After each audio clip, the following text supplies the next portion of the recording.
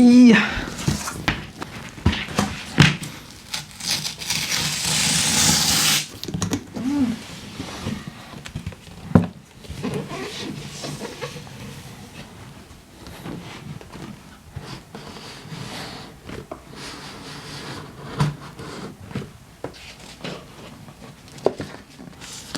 这个显示器的重量呢，其实是非常的一个轻的，并没有我想象中那么的重。因为没有支架，所以呢，我要先找个地方先把它放下来。那打开之后呢，是一个雷电式的线。那这个线的材质呢，就和我这个 M1 Pro 的这个 MacBook Pro，那个电源线是同样的材料，都是这种尼龙这种针织的线，手感也是非常的不错的。不过这条线有点短，比我还短，然后还有就是一些贴纸。Hello， 大家好，我是 Kelvin。那在简单的开箱之后呢，我想解释一下为什么我这么期待这一款显示器。那其实呢，在它发布之后有不少的争议的，有人觉得它的参数呢各方面呢并不好。第一，它并没有高刷；第二，它并不支持 HDR；第三就是它价格呢并不便宜。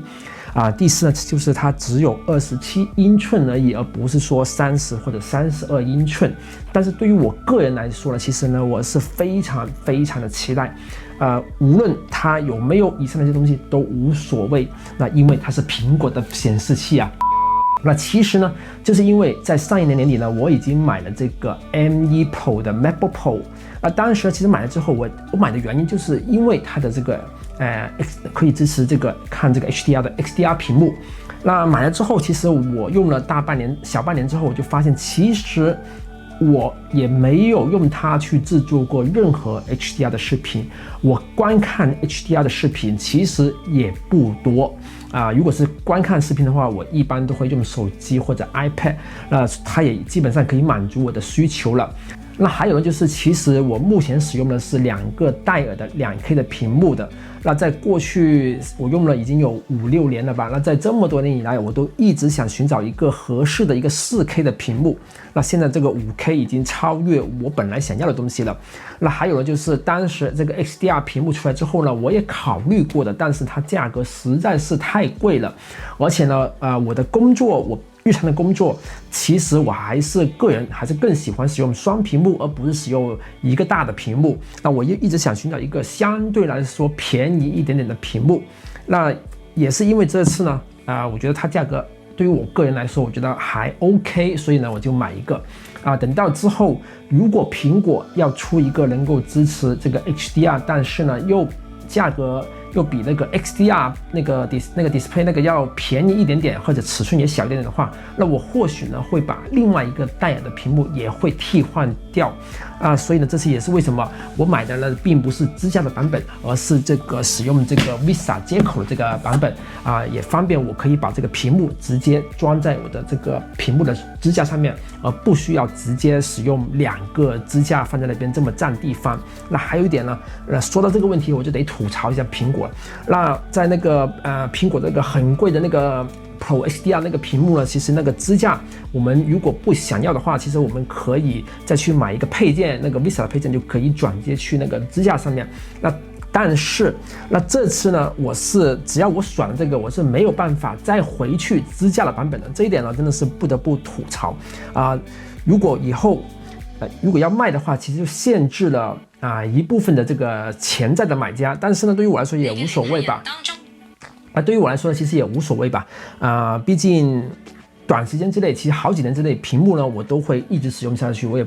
暂时不考虑卖的这个问题。但是这一点真的是我个人觉得我最不满意的地方。那好了，话不多说了，我们立刻就把我的这个屏幕装上去我的支架上面，然后等一下再回来再说。那我刚刚呢也发现了这条电源线呢是不像 iMac 或者别的型号这样子可以把电源线给拔下来，那这个屏幕的电源线呢是固定在屏幕上面的。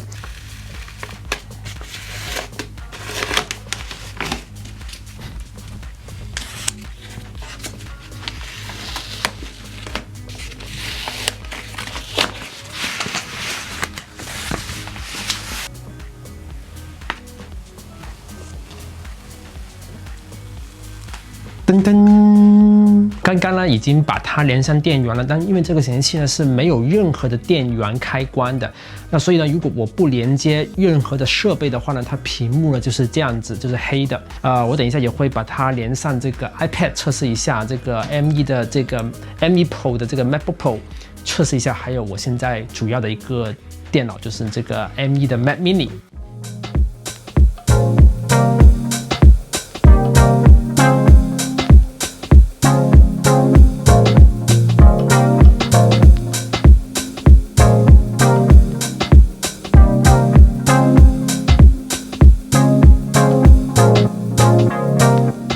那这两个屏幕放在一起呢，可以看到了这个27寸的显示器呢，其实是明显比我原来25寸的戴尔显示器呢，要大了不少的。从视觉上面看，虽然我刚刚拿起来摸的时候，并不觉得它有这么大，但是当我安上去之后摆在一起，我会觉得这个27寸是真的看上去比25寸要爽很多很多。那还有就是我买的是标准的这个镜面屏，而不是买那个纳米涂层现在呢我打光所以呢你会看到有一点点那个反光的效果，但是我平时的工作了，我这个房间一年365天7天24小时都是在一个全黑的状态下的，基本上，所以它并不会造成有任何的反光。因为我旁边这边这个窗帘呢，我其实不是今天拍视频的话，我都会把它拉下来，造成一个房间就是一个全黑的效果。那我现在把房间的这个窗帘拉下来。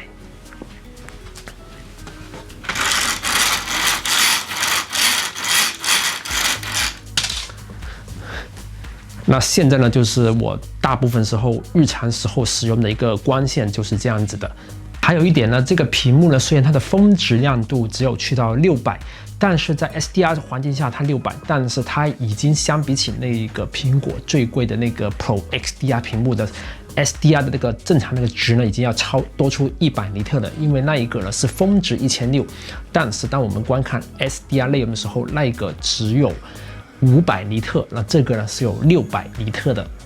那现在呢，3个屏幕都分别打开同一条视频，那我可以明显看到了这个 M1 Pro 的 MacBook Pro 的屏幕呢，是因为由于它是支持这个 HDR 的视频的，所以呢各方面它的黑是更黑，但是这个 Studio Display 呢，其实和它呢也是非常非常的接近的，总体效果呢也是不错的。那这个最旁边的这个戴尔的一个屏幕呢，就很明显比下去了，但是可以很明显看出来，这一个MacBook Pro 的屏幕的黑是比所有的屏幕的黑都要更黑。这个 Studio Display 虽然它并不是支持 HDR 的这个显示，但是它在各方面表现其实已经相当的优秀了。那这款显示器呢，其实有最大的亮点就是它自带一个芯片的。那这个芯片呢，其实主要是支持这个空间音频，那还有呢就是支持这个摄像头可以做一个永远就人物居中的这个功能的。那这个2个功能呢，我首先说一下这个摄像头的部分吧。那摄像头的部分呢，我刚刚也测试一下，我个人觉得它的这个弱光的环境下，它的显示效果呢是一般般的。就是还是比较噪点比较厉害，但是对于那种如果需要经常用来开这种视像会议或者自己可以在电脑前面录一个小视频、录一个 vlog 这样子的话，我觉得它是够用了。那还有就是由于它有这个居中功能，那我个人呢是比较喜欢这个功能的，有点像有第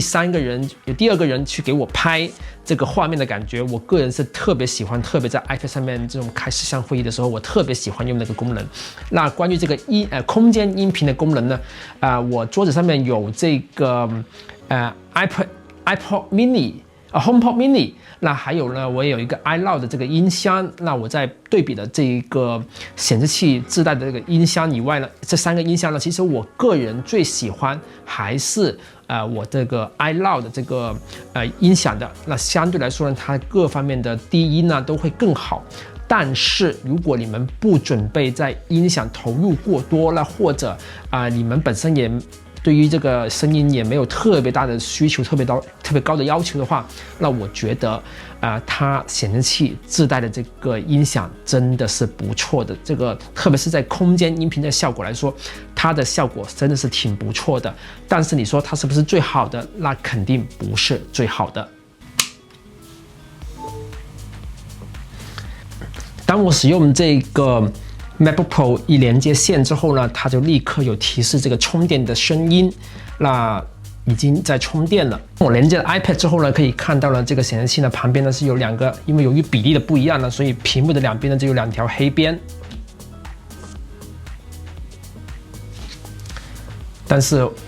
我个人觉得，如果用这个屏幕来去给客人去展示照片啊，或者什么的各方面的话，其实还是效果还是挺不错的，非常的细腻，而且那个照片，我个人还是更加喜欢这种镜面屏，而不是那种磨砂的屏幕。